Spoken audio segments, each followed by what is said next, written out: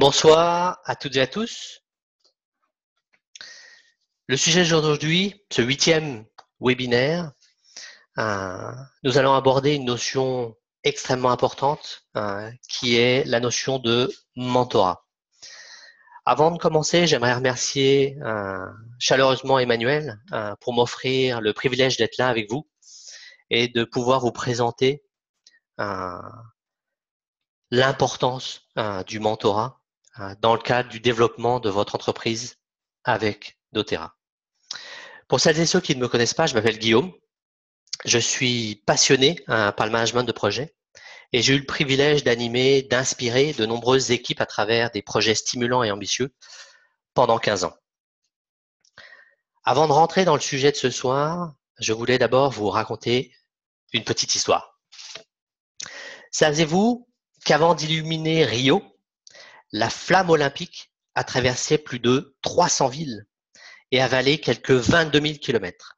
Malgré le vent, le froid, les diverses intempéries, cette flamme est passée entre les mains de 12 450 relayeurs. Des personnes de cultures, traditions différentes se sont relayées en diffusant leur message d'espoir et de paix. Avec doTERRA, nous avons l'opportunité immense d'être une relayeuse, d'être un relayeur aussi. Notre torche à nous, beaucoup plus pratique, tient dans la poche. Mais elle brille tout autant. Malgré nos peurs, les défis, les challenges qui se dressent devant nous, nous relayons chaque jour notre message et ainsi nous contribuons à bâtir un monde meilleur. Ce soir, on va voir ensemble une notion importante qui va forger votre succès. En effet, votre succès se lie dans la réussite des autres et le mentorat est une compétence à acquérir pour aider les autres autour de vous à réussir, à atteindre leurs objectifs. Comme ce relayeur qui transmet son message, vos équipes, aujourd'hui, demain, vous attendent pour les guider vers leur succès. Mon intention, dans le cadre de cette présentation, est que vous compreniez l'importance du mentorat pour bâtir des relations de confiance, pour diffuser des bonnes pratiques, pour que la duplication se mette en marche et favoriser la réussite de vos équipes, c'est-à-dire votre succès. Je vous propose d'aborder dans un premier temps une définition simple du mentorat, de regarder ensemble pourquoi le mentorat est si important pour votre succès et la réussite de vos équipes, comment devenir un bon mentor, et finalement, c'est quoi dans la pratique le mentorat, comment on s'y prépare, comment se déroule une séance, qu'est-ce qu'on fait après. Et puis je vous ai rajouté un petit bonus pour vous aider en 6 points clés à remotiver une personne de votre équipe, un leader, à l'aide de 6 étapes. Voici une définition simple du mentorat. C'est d'abord une relation interpersonnelle de soutien, d'échange et d'apprentissage dans lequel une personne d'expérience, le grand à la casquette rouge, dans ce cas-là, partage volontairement ses expériences afin de favoriser le développement d'une autre personne.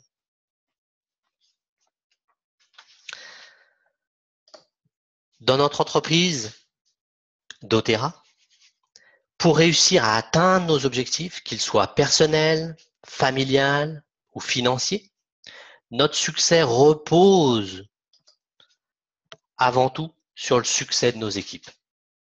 Comme ce chat agrippé au dos de ce chien qui le sauve de la noyade, le mentorat est un support continu qui s'inscrit dans le temps, dans la durée.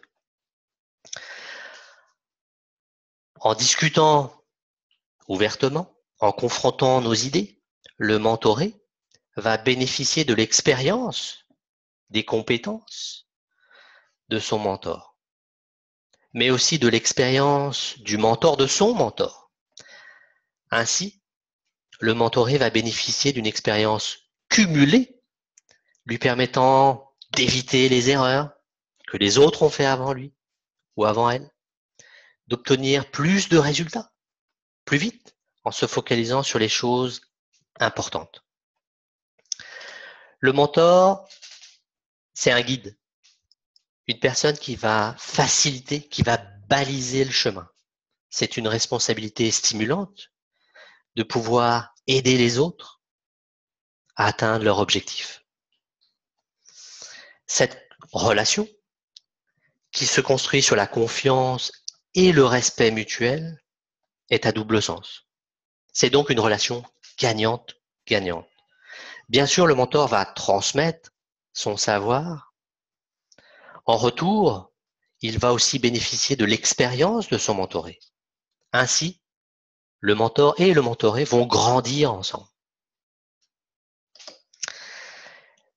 La magie du marketing relationnel réside dans son modèle business. Ainsi, pour réussir, il faut que les autres autour de nous réussissent. Donc votre succès se lie à travers le succès des autres. Le mentorat est une notion clé pour faciliter la réussite de vos équipes et ultimement la vôtre. Le mentorat est un véhicule qui va, parmi tant d'autres, qui va vous permettre de relayer vos messages à travers vos équipes. Mais allons plus loin et observons, comme c'est une relation gagnante-gagnante, observons les avantages partagés du mentorat. Dans la colonne de gauche d'abord, les avantages partagés du mentorat. Bien sûr, on va partager nos valeurs de partage, de respect, de confiance, de travail, d'entraide, notre vision, notre savoir, la duplication des pratiques tellement importante pour pouvoir bâtir un réseau solide, une collaboration plus efficace, plus on va discuter, plus on va confronter nos idées, on va partager nos succès, mais aussi nos erreurs. On va faciliter évidemment la collaboration avec nos leaders de nos équipes. C'est un apprentissage continu puisque le mentorat va s'inscrire dans le temps. Évidemment, c'est un véhicule qui va nous permettre de se développer personnellement, puisque le mentorat, comme le mentoré, va apprendre l'un de l'autre certaines notions, certaines expériences, certaines connaissances. Pour le mentoré, on l'a vu, c'est une expérience cumulée, parce qu'il va bénéficier de 8 ans, 8 ans d'expérience, de 12 ans d'expérience cumulée que son mentor avant lui a appris. Et c'est cette expérience qui va transmettre, qui va formuler pour aider une personne de son équipe à avancer vers ses objectifs. Mais avancer, c'est aussi lui permettre d'être autonome. Et l'autonomie, c'est quoi? C'est une meilleure, évidemment, confiance en soi. C'est s'autoriser à faire ses petits pas imparfaits, inspirants, pour gagner en expérience, gagner en connaissance. Et plus on gagne en connaissance, plus on fait des classes, plus on rencontre les gens, plus on téléphone, plus on va à la rencontre des autres pour partager notre passion, plus la confiance en nous va grandir. C'est un sentiment aussi d'appartenance, évidemment, et c'est une notion extrêmement importante. Je me réfère à ce livre Tribes de Seth Godin, qui nous dit « Nous avons tous besoin d'appartenir à un groupe, à une communauté ». Et le mentorat est aussi un véhicule qui va permettre justement ce sentiment d'appartenance. C'est donner accès au mentoré à de nombreuses ressources pour lui faciliter l'accès à l'information, et c'est un gain de temps pour lui. Et évidemment, le mentor va le former, va l'informer, et donc il va développer ses compétences dans le temps. Pour le mentor, lui, ça valorise son expérience. C'est une satisfaction d'être au service des autres. C'est un contact, bien sûr, privilégié avec son équipe, avec ses leaders. Mais ça permet aussi l'effet miroir, à savoir, quand on va aider une personne qui est en difficulté, qui a un défi, qui a un challenge devant lui, devant elle, évidemment, on est amené à réfléchir, à apporter des solutions. Et ces solutions font effet miroir, à savoir que on apprend aussi de cette relation. Mais c'est un bon moyen aussi de s'affirmer comme leader.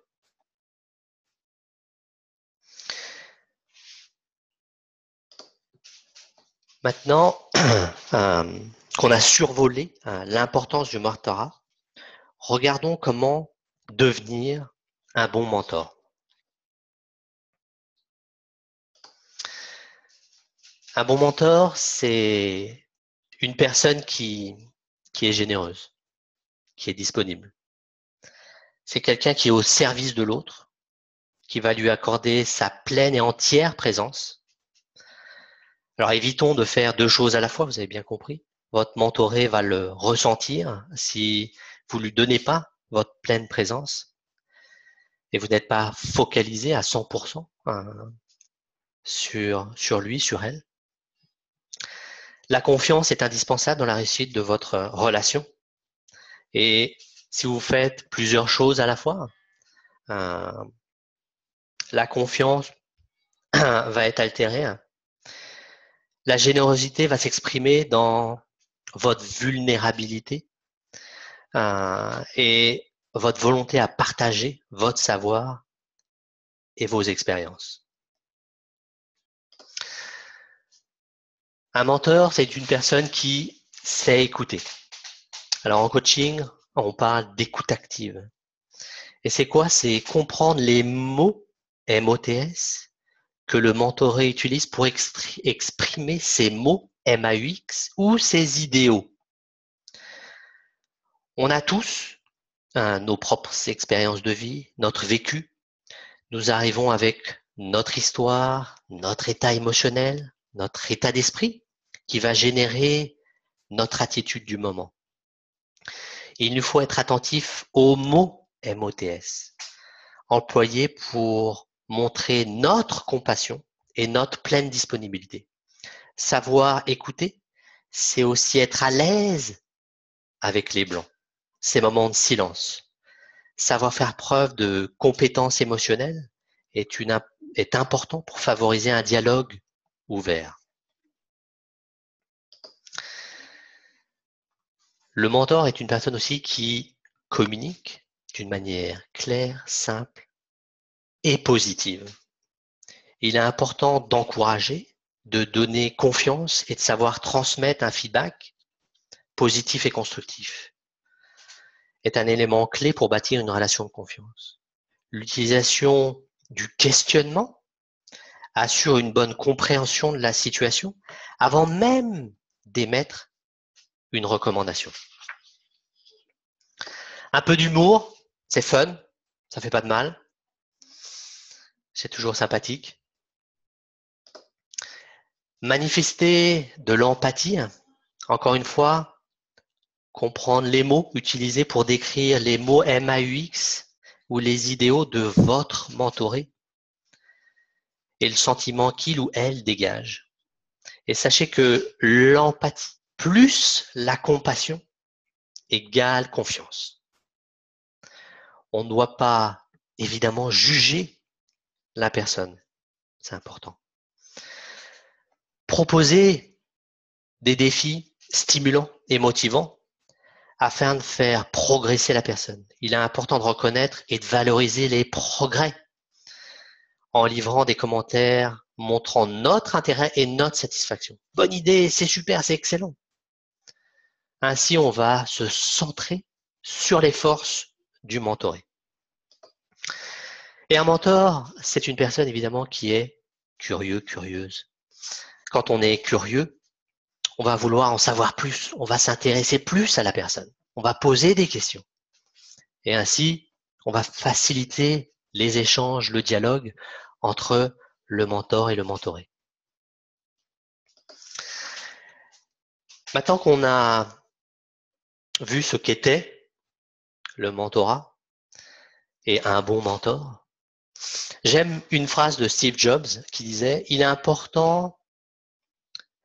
est tout aussi important de savoir ce que l'on veut que ce que l'on ne veut pas. » Et moi, ce que je vous propose ici, dans ce slide, c'est de vous montrer ce que n'est pas le mentorat.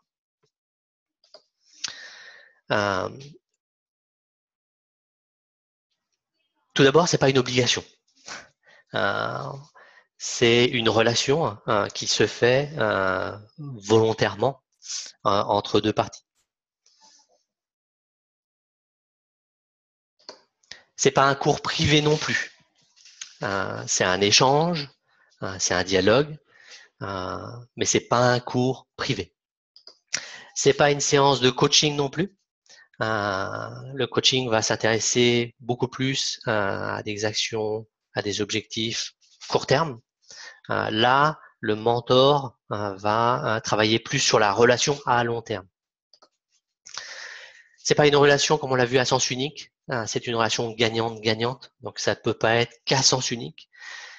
Et comme c'est évidemment pas une obligation, comme on l'a vu dans le premier point, c'est un engagement mutuel que le mentor et le mentoré prennent pour grandir ensemble.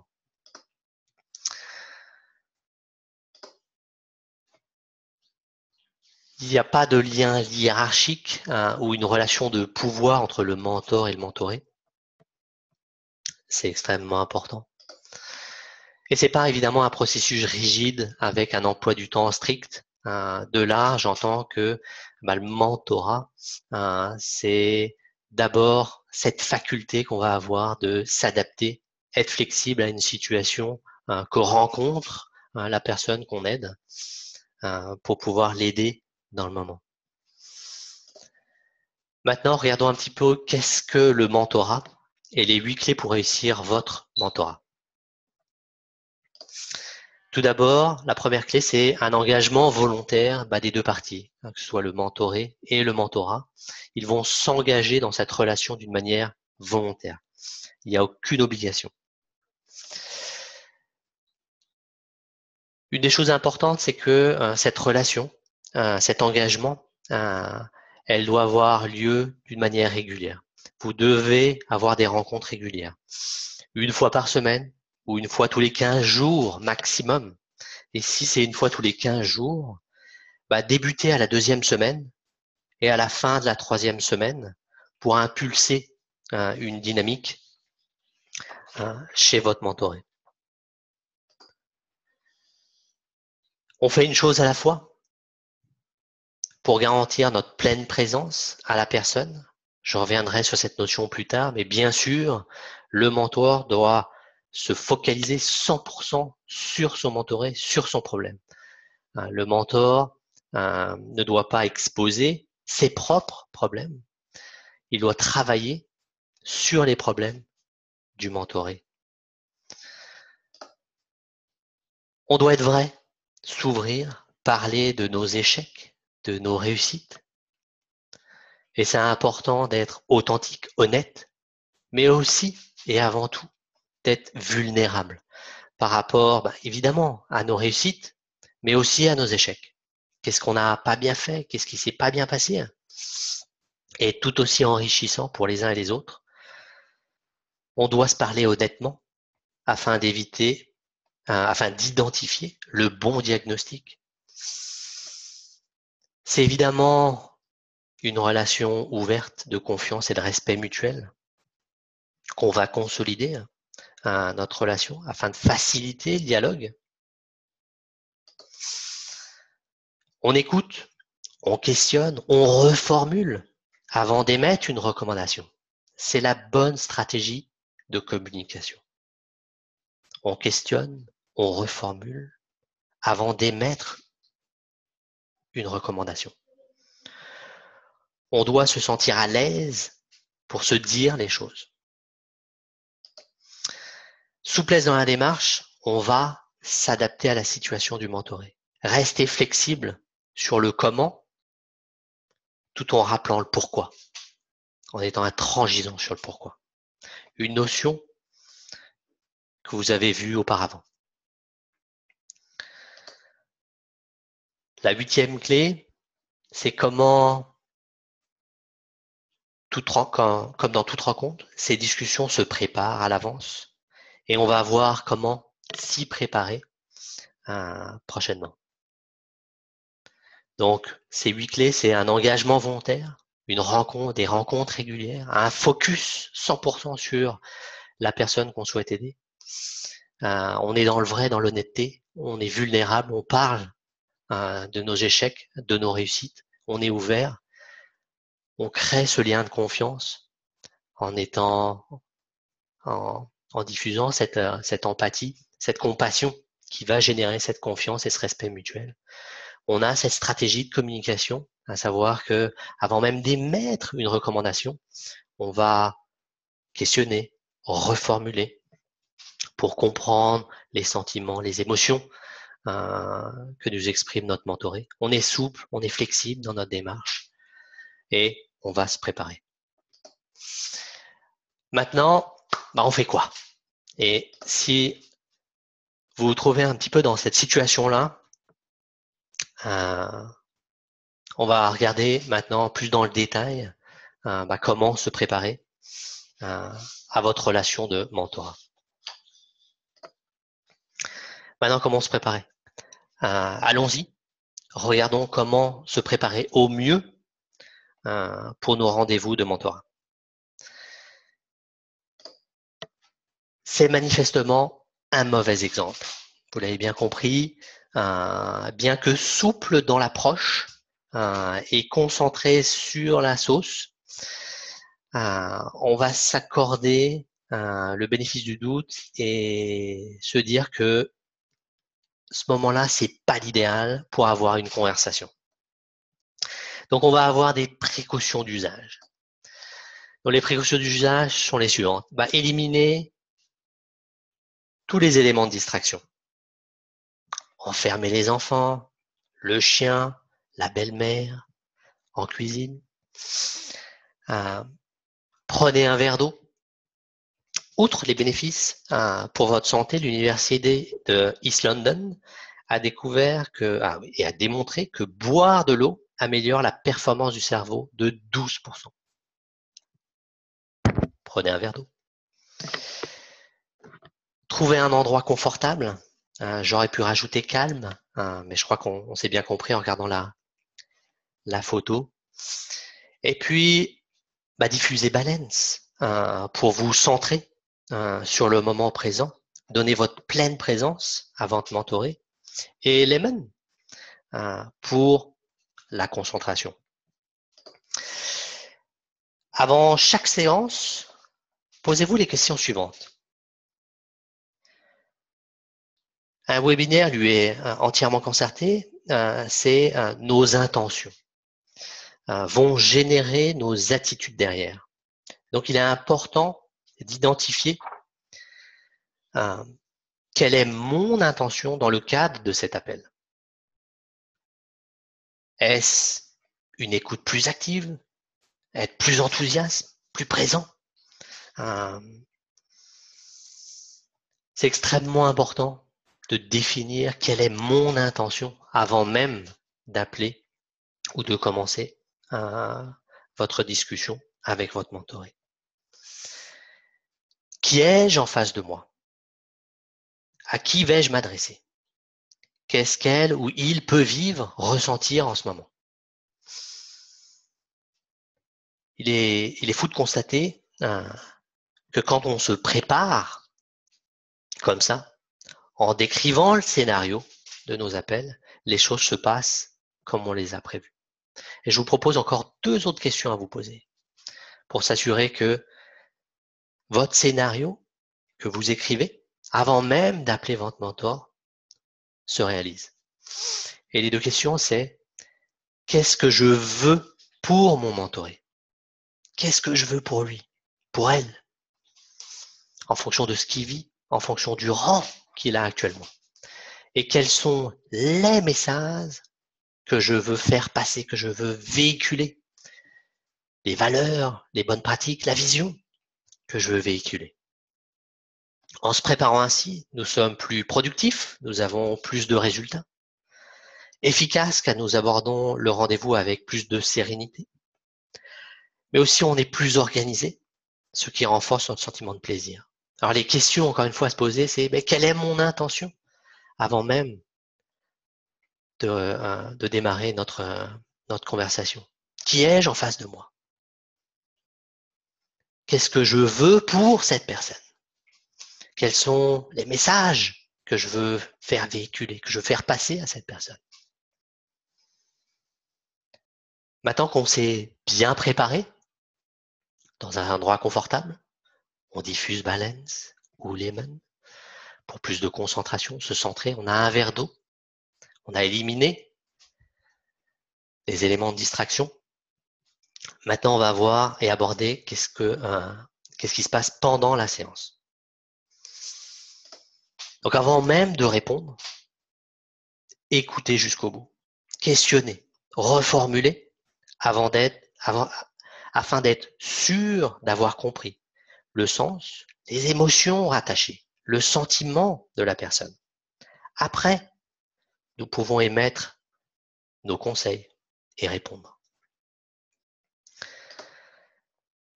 Dans vos recommandations, soyez clairs, spécifiques, mais une règle simple, c'est d'être simple. La simplicité doit être la règle. Posez des questions ouvertes qui vont engager le dialogue et permettre au mentoré de répondre et de rentrer dans une réflexion plus profonde. Donc les questions fermées à l'opposé, ça va être une réponse oui ou non. Les réponses ouvertes vont permettre le dialogue, permettre de rentrer justement en discussion avec la personne et de comprendre les sentiments qu'elle exprime, les peurs, les défis qu'elle rencontre. Identifier et proposer des défis stimulants.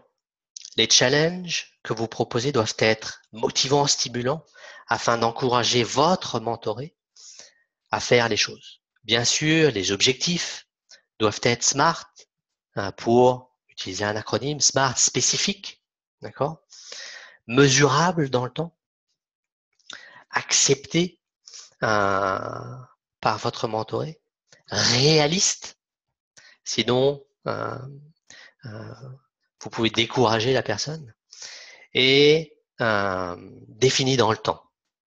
D'accord? Pour que cette relation dure dans le temps, il faut éviter les jugements. Nous devons prendre du recul et aborder cette discussion d'un point de vue du mentoré, en valorisant ses progrès. Fournir des conseils positifs et constructifs. Et surtout, en formant le mentoré au processus de résolution du problème plutôt que d'énoncer la solution. Par la réflexion, vous devez aider le mentoré à identifier ses propres solutions. Si c'est le mentoré qui va trouver la solution lui-même, il va la mettre plus facilement en pratique. Maintenant, en fin de séance, on se quitte toujours avec un plan d'action. Essayez de définir, à la fin de la séance, un plan d'action clair et un engagement de votre mentoré à faire les choses. Assurez-vous que les actions soient bien comprises. Une petite astuce de coach, c'est demandez-lui à la personne de relire ses actions, ce qui vous garantira que vous avez noté les mêmes actions que votre mentoré et que vous êtes en accord.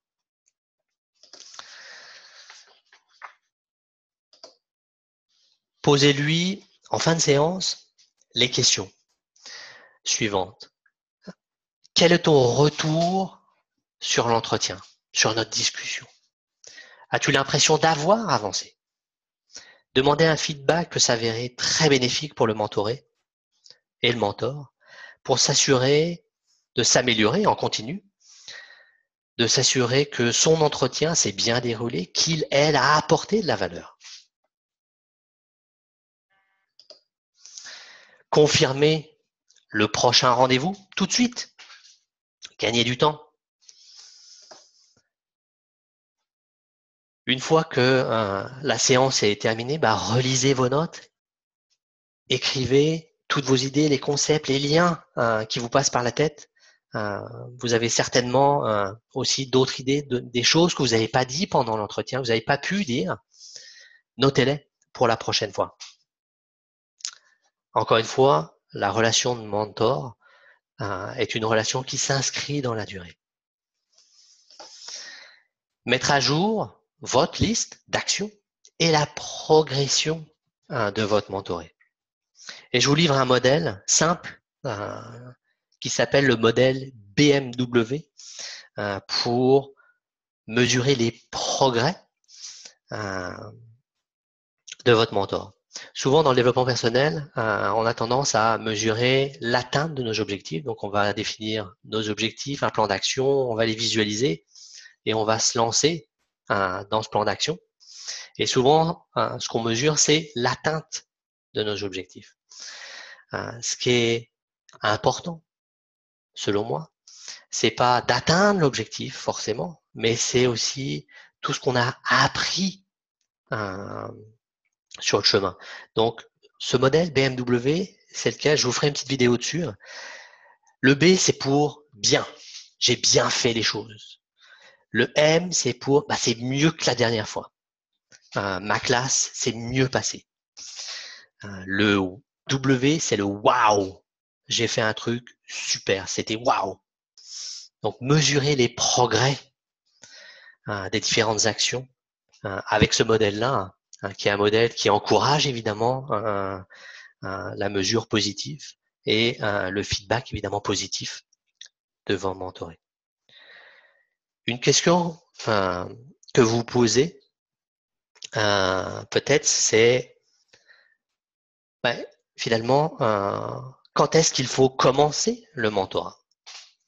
Je dirais que dès que vous visez Silver, on est Silver en aidant 3 autres personnes à être élite.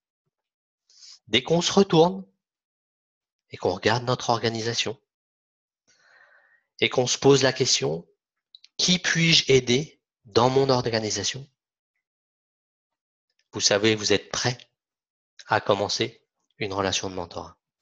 Alors j'espère que cette présentation vous a été utile et que vous comprenez l'importance du mentorat, comment vous préparer dans les meilleures conditions pour aider au succès de vos équipes, porter vos messages, vos valeurs, vos bonnes pratiques pour bâtir votre réussite.